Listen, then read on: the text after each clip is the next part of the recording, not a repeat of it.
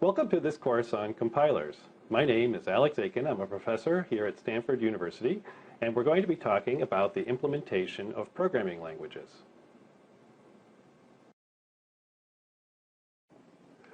There are two major approaches to implementing programming languages, compilers and interpreters.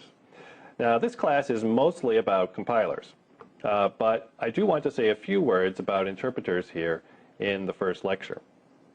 So what does an interpreter do? Well, I'm going to draw a picture here. This box is the interpreter, and it takes, and let me label it with a big I, it takes as input your program that you wrote and whatever data that you want to run the program on, and it produces the output directly, meaning that it doesn't do any processing of the program before it executes it on the input. So you just write the program and you invoke the interpreter on the data, and the program immediately begins running. And so we can say that an interpreter is online, meaning the work that it does is all part of running your program. Now a compiler is structured differently. So we can draw a picture here, which we'll label with a big C for the compiler. And the compiler takes as input just your program, and then it produces an executable. And this executable is another program. It might be assembly language, it might be bytecode, it could be in any number of different implementation languages. But now this can be run separately on your data, and that will produce the output. Okay? And so in this structure, the compiler is offline, meaning that we pre-process the program first. The compiler is essentially a pre-processing step that produces the executable, and then we can run that same executable on many, many different inputs, on many different data sets, without having to recompile or do any other processing of the program. I think it's helpful to give a little bit of history about how compilers and interpreters were first developed. So the story begins in the 1950s, and in particular with a machine called the 704 built by IBM. This was their first commercially successful machine, although there had been some earlier machines that they had tried out. But anyway, the interesting thing about the 704, once customers started buying it and using it, is that they found that the software costs exceeded the hardware costs.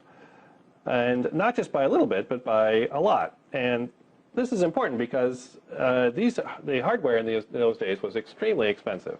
And even then, when hardware cost the most in absolute and relative terms, more than it would ever cost again, already the software was the dominant expense in making good use out of computers. And this led a number of people to think about how they could do a better job of writing software, how they could make programming more productive. One of the earliest efforts to improve the productivity of programming was called speed coding, developed in 1953 by John Backus. Now, speed coding is what we would call today an early example of an interpreter. And like all interpreters, it had some advantages and disadvantages.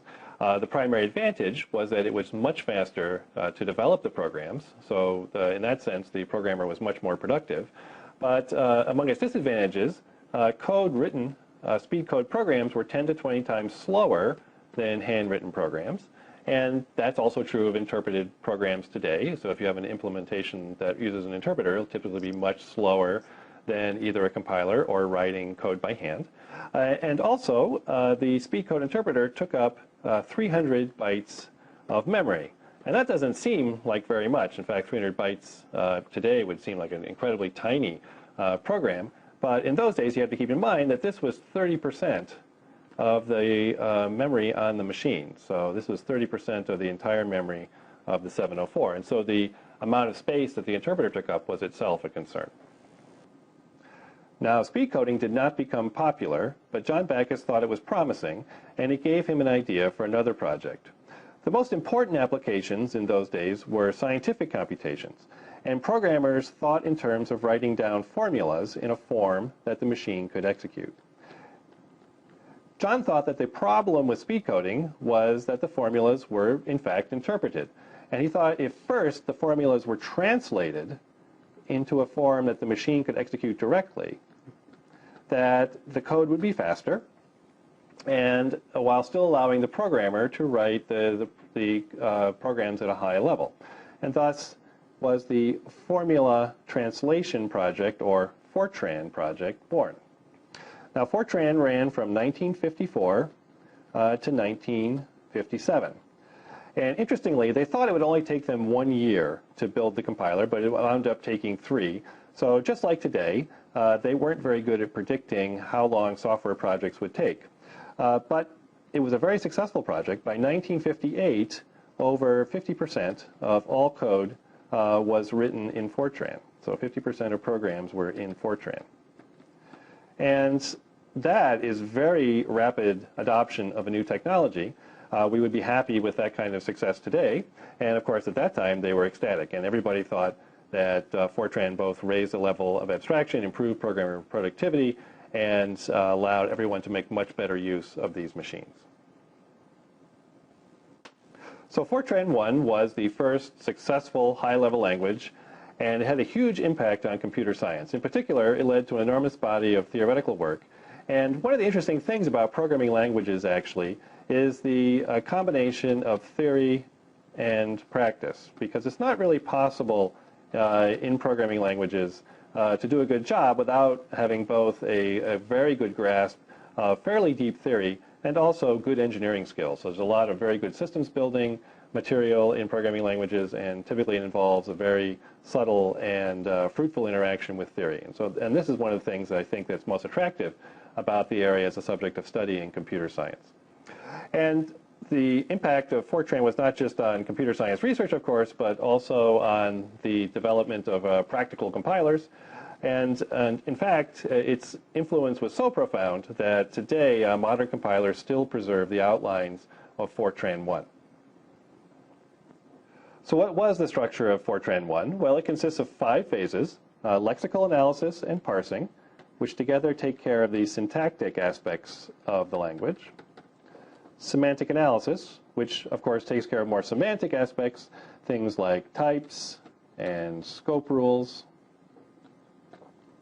optimization, which is a collection of transformations on the program to either make it run faster or use less memory; and finally, code generation, which actually does the translation to another language. And depending on our goals, that translation might be to machine code, it might be to a bytecode for a virtual machine, or it might even be to another high-level programming language. Well, that's it for this lecture, and next time we'll pick up here and talk about these 5 phases in more detail.